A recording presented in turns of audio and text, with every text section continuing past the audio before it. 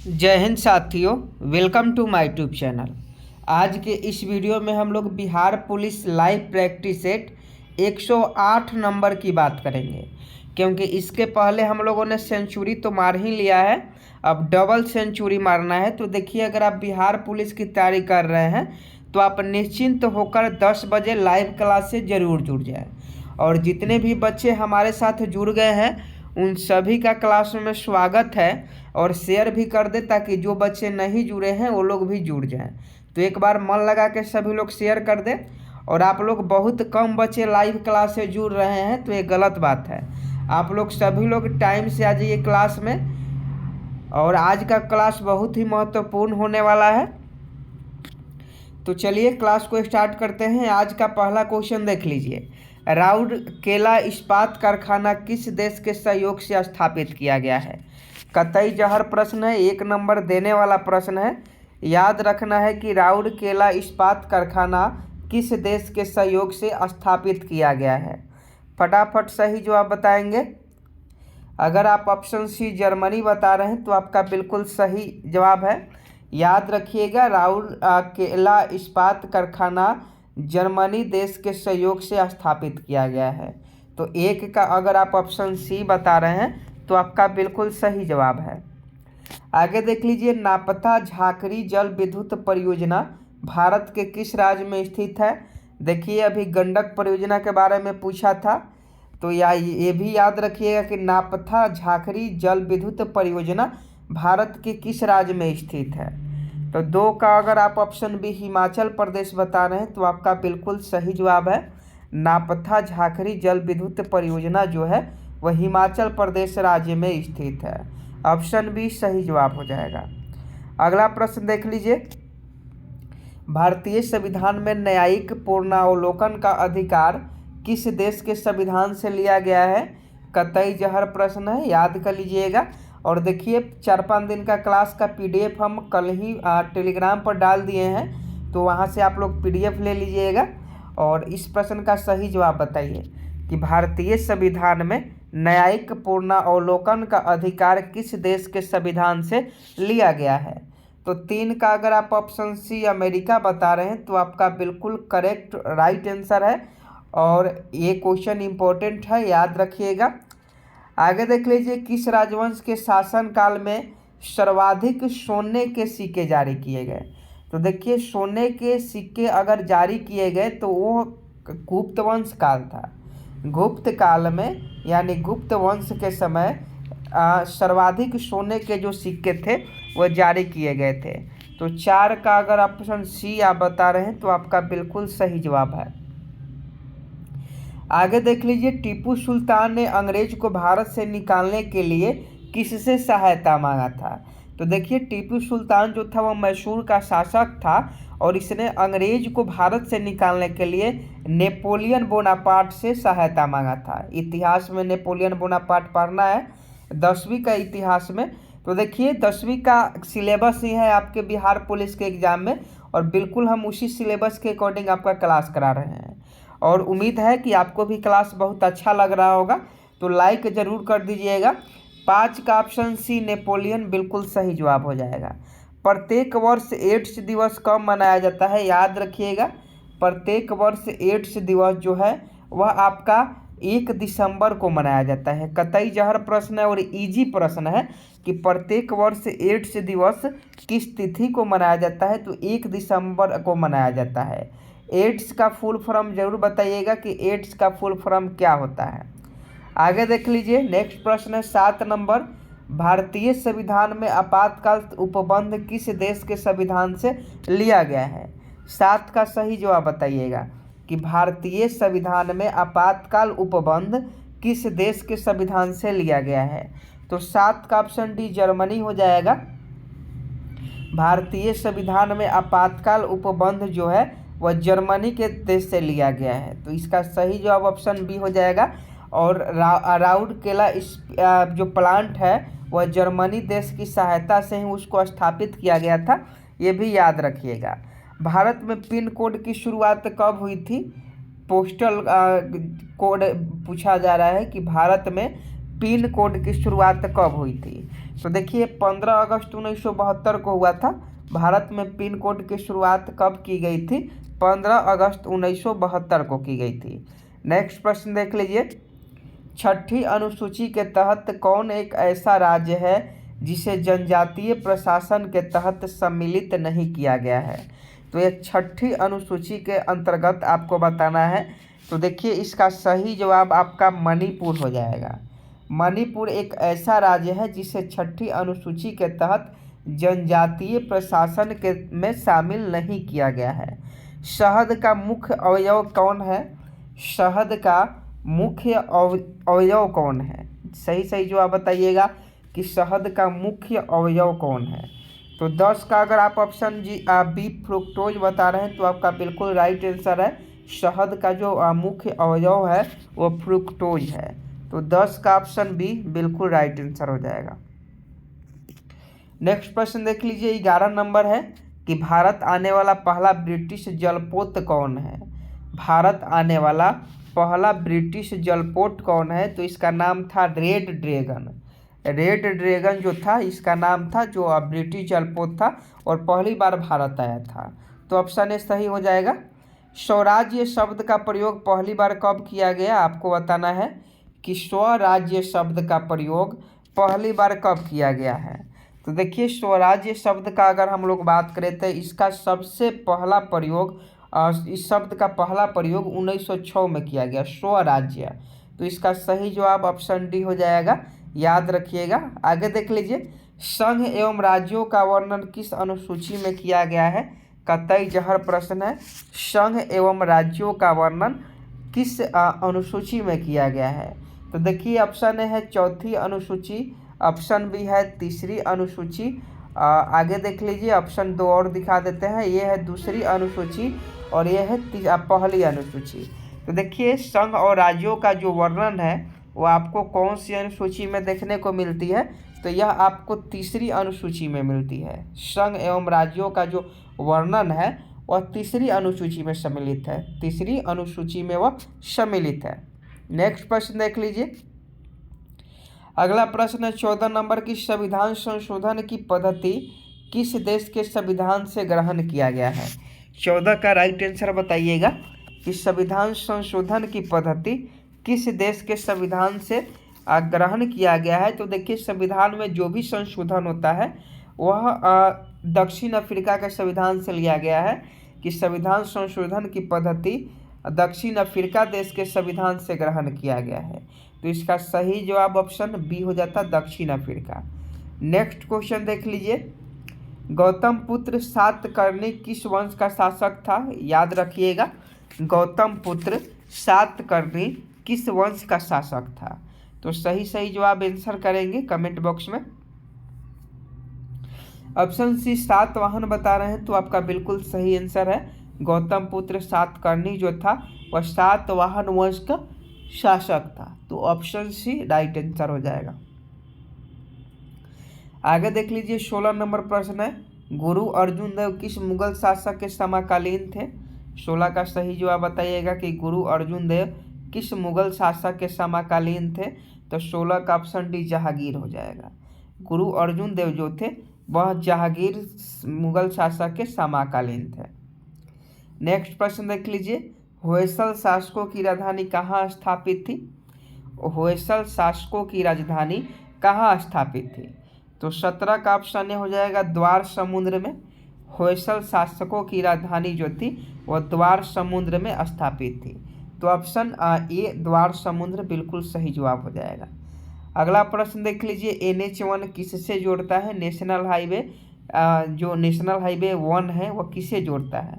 तो यह दिल्ली और अमृतसर को जोड़ता है। याद रखिएगा NH1 जो है वह दिल्ली अमृतसर को जोड़ता है। अगला प्रश्न देख लीजिए कि किस ग्रह पर सूर्य पश्चिम में उगता है और पूर्व में डूबता है? ये किस ग्रह पर सूर्य पश्चिम में उगता है और पूर्व में डूबता है? तो देखिए यह शुक्र ग्रह है। शुक्र ग्रह पर सूर्य पश्चिम में उगता है और पूर्व में डूबता है। तो इसका सही जवाब ऑप्शन सी होगा। और किसके कारण से होता है? तो घूर्णन गति के कारण से होता है। तो सबका घूर्णन गति अलग अलग होता है, शनि का अलग है, शुक्र का अलग है, क्योंकि सूर्य तो स्थिर है। ये बात याद रखिएगा। सूर्य एक तारा है। आगे देख लीजिए, संभाजी को फांसी किसके शासनकाल में दी गई थी? संभाजी को फांसी किसके शासनकाल में दी गई थी? तो इसका सही जवाब औरंगजेब हो जाएंगे। संभाजी को फांसी औरंगजेब के शासनकाल में दी गई थी, तो 20 का ऑप्शन डी सही जवाब हो जाएगा। आगे देख लीजिए, भूमि सुधार संबंध अधिनियम का संबंध किस अनुसूची से है? तो देखिए, भूमि सुधार संबंधी अधिनियम जो है, एक्ट जो है, भूमि सुधार संबंधी एक्ट, वह किस अनुसूची में शामिल है? तो यह 9वीं अनुसूची में शामिल है। 9वीं अनुसूची में भाषा से संबंधित 8वीं अनुसूची में है, और भूमि सुधार संबंधी अधिनियम जो है 9वीं अनुसूची में शामिल है। हमदर्द पुस्तक के लेखक कौन है? ये क्वेश्चन का जवाब दीजिएगा कि हमदर्द पुस्तक के लेखक कौन है? तो 22 का ऑप्शन ए हो जाएगा मोहम्मद अली जिन्ना। मोहम्मद अली जिन्ना हमदर्द पुस्तक के लेखक हैं, तो इसका सही जवाब ऑप्शन ए हो जाएगा। नींबू रस का पीएच मान लगभग कितना होता है? इम्पोर्टेंट है, पीएच मान से संबंधित क्वेश्चन पूछा जाएगा। शुद्ध जल का पीएच मान 7 होता है, याद रखिएगा। रक्त का पीएच मान 7.4 होता है, लेकिन नींबू रस का पीएच मान कितना होता है? तो 23 का ऑप्शन भी 2.4 हो जाएगा। नींबू रस का जो पीएच मान होता है वो 2.4 के आसपास होता है। आगे देख लीजिए, 24 नंबर प्रश्न है, संवैधानिक पदों पर बैठे व्यक्तियों के वेतन भत्ते का वर्णन किस अनुसूची में वर्णित है? तो देखिए, संवैधानिक पदों पर जो भी व्यक्ति काम करते हैं, तो उनका जो वेतन है वो 2वीं अनुसूची में वर्णित है कि उनका वेतन कितना मिलना चाहिए, कैसे मिलना चाहिए, क्या क्या उसमें ये होना चाहिए, पूरा उसका वेतन से संबंधित जो भी जानकारी होता है वो इसमें शामिल है। आगे देख लीजिए, सिनकोना वृक्ष किस क्षेत्र में मिलते हैं? सिनकोना वृक्ष याद रखिएगा, 25 का ऑप्शन डी हो जाएगा, विषुवतीय क्षेत्र में। सिनकोना जो वृक्ष है और विषुवतीय क्षेत्र में मिलते हैं, तो 25 का ऑप्शन डी विषुवतीय क्षेत्र आपका बिल्कुल सही जवाब हो जाएगा। 26 नंबर क्वेश्चन देख लीजिए। देखिए, इस प्रैक्टिस टेस्ट में अनुसूची से संबंधित बहुत ज़्यादा क्वेश्चन है, तो याद रखिएगा। 12वीं अनुसूची का संबंध किससे है? 12वीं अनुसूची का संबंध किससे है? ऑप्शन ए है पंचायती राज, ऑप्शन बी है नगर पालिका, ऑप्शन सी मान लीजिए राज्य सरकार, और ऑप्शन डी मान लीजिए केंद्र सरकार। तो सही सही जवाब दीजिएगा कि क्या होगा। 12वीं अनुसूची का संबंध किससे है? तो देखिए, 12वीं अनुसूची का जो संबंध है वो राज्य से नहीं है, केंद्र से नहीं है, और पंचायत से भी नहीं है, तो इसका सही जवाब ऑप्शन बी हो जाएगा, नगर पालिका से। 12वीं अनुसूची का संबंध नगर पालिका से संबंधित है। और देखिए, पीडीएफ अगर आपको नहीं ले रहे हैं तो पीडीएफ आप लोग लीजिए ना, टेलीग्राम पर डाल देना है पीडीएफ। आप टेलीग्राम पर से पीछे सभी क्लास का पीडीएफ आप ले सकते हैं, वहां से आप वीडियो का लिंक ले सकते हैं। तो टेलीग्राम ज्वाइन कर लीजिए, लिंक डिस्क्रिप्शन में है, वहां से ज्वाइन कर लीजिए। अगर उससे नहीं मिल रहा है तो टेलीग्राम पर सर्च कीजिए, सचिन जी के ट्रिक पब्लिक चैनल है, कोई भी जाकर ज्वाइन कर सकता है। अगला प्रश्न देख लीजिए। देखिए, वीडियो को लाइक नहीं किए हैं तो वीडियो को लाइक ज़रूर करें, और उम्मीद है कि आप सभी लाइक ज़रूर कर दिए होंगे, क्योंकि इतना मेहनत कर रहे हैं तो आप वीडियो को लाइक करेंगे तभी तो हमें भी मन करेगा ना कि अच्छा से अच्छा क्वेश्चन कराएं। 27 का क्वेश्चन देख लीजिए। 27 नंबर जो क्वेश्चन कह रहा है, ग्रीनविच रेखा कहाँ से गुजरती है? ग्रीनविच रेखा कहाँ से होकर गुजरती है? तो देखिए, सही सही जवाब कमेंट बॉक्स में दीजिए। यूनाइटेड किंगडम जो लोग भी बता रहे हैं यूके, उनका बिल्कुल सही जवाब है। ग्रीनविच रेखा जो है वो यूनाइटेड किंगडम यानी यूके से संबंधित है, वहाँ से होकर गुजरती है। रंगून किस नदी के तट पर स्थित है? रंगून, ये भी क्वेश्चन पूछा जाता है बार बार। रंगून किस नदी के तट पर स्थित है? तो यह इरावती नदी के तट पर स्थित है। रंगून किस नदी के तट पर स्थित है? इरावती नदी के तट पर। अगला प्रश्न देख लीजिए। पाक जलडमरू मध्य भारत के किस राज्य के नज़दीक स्थित है? पाक जलडमरू मध्य भारत के किस राज्य के नज़दीक स्थित है? तो 29 का ऑप्शन डी हो जाएगा, तमिलनाडु। पाक जलडमरू मध्य जो है वो भारत के तमिलनाडु के राज्य के नज़दीक है। और एक कमेंट बॉक्स में जरूर बताइएगा कि पाक जलडमरू मध्य जो है वो किन दो देशों के बीच में है, क्योंकि ये ऑलरेडी हम क्वेश्चन करवा दिए हैं आपको अगर आप डेली क्लास करते होंगे तो आपको मालूम होगा कि पाक जलडमरू मध्य किन दो देशों के बीच में स्थित है। पंचायती राज का संबंध किस अनुसूची से है? अभी 12वीं अनुसूची से नगर पालिका का संबंध था, अभी आपको बताया है, लेकिन इसमें बताना है कि पंचायती राज का संबंध किस अनुसूची से है। तो देखिए इसका सही जवाब 11वीं अनुसूची हो जाएगा। 11वीं अनुसूची से पंचायती राज का संबंध है और 12वीं अनुसूची से नगर पालिका का संबंध है। कुकी जनजाति किस राज्य के निवासी है? 31 का सही जवाब बताइएगा कि कुकी जनजाति किस राजवंश के निवासी है। 31 का अगर आप ऑप्शन बी मणिपुर बता रहे हैं तो आपका बिल्कुल सही जवाब हो जाएगा। ड्यूस मार्क किस देश की मुद्रा है? तो जापान की मुद्रा येन है, तो जापान होगा नहीं। तो देख लीजिए ड्यूस मार्क किस देश की मुद्रा है? तो यह आपका जर्मनी का मुद्रा है ड्यूस मार्क।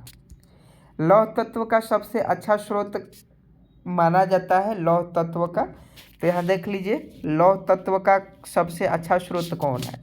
सभी लोग सही सही जवाब देंगे और पालक बिल्कुल सही जवाब बताना है। पालक में आयरन की मात्रा अधिक होती है, तो पालक सही जवाब हो जाएगा। कोणीय वेग का इकाई क्या है दोस्तों? 34 का सही जवाब बताइएगा। कोणीय वेग का इकाई क्या है? तो यह आपका रेडियन सेकेंड होता है। रेडियन सेकेंड जो है वह कोणीय वेग का इकाई है। अगर देख लीजिए रिचर्ड एटनबरो की फिल्म गांधी में महात्मा गांधी का अभिनय किसने किया था? तो देखिए क्वेश्चन पूछा गया था, रिचर्ड एटनबरो आंसर हो जाता। 76 पोस्ट में ऐसा क्वेश्चन था, आपको करवाए भी थे क्वेश्चन का एनालिसिस, उसमें एक क्वेश्चन पूछा गया था। क्वेश्चन सेम टू सेम ऐसे नहीं था, लेकिन उसका आंसर रिचर्ड एटनबरो हो जाते। तो यहाँ क्वेश्चन है कि रिचर्ड एटनबरो की फिल्म गांधी में महात्मा गांधी का अभिनय किसने किया था? तो 35 का ऑप्शन सी बेन किंगस्ले हो जाएंगे। और ये क्वेश्चन आपके पूछा गया था, ये क्वेश्चन पूछा गया था। अगर 76 पोस्ट के लिए अगर आप एग्ज़ाम दिए हैं 16 तारीख को तो आपको मालूम होगा। आगे देख लीजिए किसी राज्य के विधानसभा का सभापति इस्तीफा किसे सौंप सकता है? तो देखिए अगर किसी राज्य के विधानसभा का जो सभापति है वह अगर अपना इस्तीफा सौंपना चाहे तो किसको देगा? तो उप सभापति को देगा। जैसे राष्ट्रपति किसको देते हैं? उपराष्ट्रपति को देते हैं। आगे देख लीजिए भारतीय संविधान में मौलिक कर्तव्य किस देश के संविधान से लिया गया है? देखिए भारतीय संविधान में जो मौलिक कर्तव्य हैं वो आपका सोवियत संघ से लिया गया है। भारतीय संविधान में मौलिक कर्तव्य किस देश के संविधान से लिया गया है? सोवियत संघ के संविधान से। आगे देख लीजिए दक्षिण भारत की सबसे लंबी नदी कौन सी है? तो दक्षिण भारत की अगर हम लोग सबसे लंबी नदी की बात करें तो यह गोदावरी नदी है। आगे देख लीजिए 39 नंबर क्वेश्चन इंपॉर्टेंट है, पूछा जाता है कि दुधवा राष्ट्रीय उद्यान किस लिए प्रसिद्ध है? तो देखिए दुधवा राष्ट्रीय उद्यान जो है वो बाघ के लिए प्रसिद्ध है। दुधवा राष्ट्रीय उद्यान किस लिए प्रसिद्ध है? बाघ के लिए। आज का लास्ट प्रश्न है 40 नंबर, सभी लोग सही सही जवाब बताएंगे। चकमा किस देश में बोली जाने वाली भाषा एवं निवासी है? तो ये प्रश्न का सही जवाब बताइएगा और उम्मीद है कि आपको क्लास पसंद आई होगी। 40 क्वेश्चन हमने आपको करवाए, 40 में से कितना क्वेश्चन सही हुआ आप कमेंट बॉक्स में ज़रूर बताएंगे। और देखिए आप लोग जितना हो सके चैनल को सपोर्ट कीजिए ताकि हमारा जो फैमिली है वो बड़ा हो सके। और उम्मीद है कि आप सभी चैनल को सब्सक्राइब कर लिए होंगे ताकि डेली क्लास आपको मिल सके। जो नए बच्चे हैं उनके लिए एक बार और बता दें, चैनल को सब्सक्राइब कर लीजिएगा तभी आपको क्लास मिलेगा। और यह क्लास आपको कैसा लगा कमेंट बॉक्स में आप हमें ज़रूर बताइएगा ताकि आपके बताने से मोटिवेट होते हैं। मिलते हैं नेक्स्ट वीडियो में, तब तक के लिए जय हिंद जय भारत।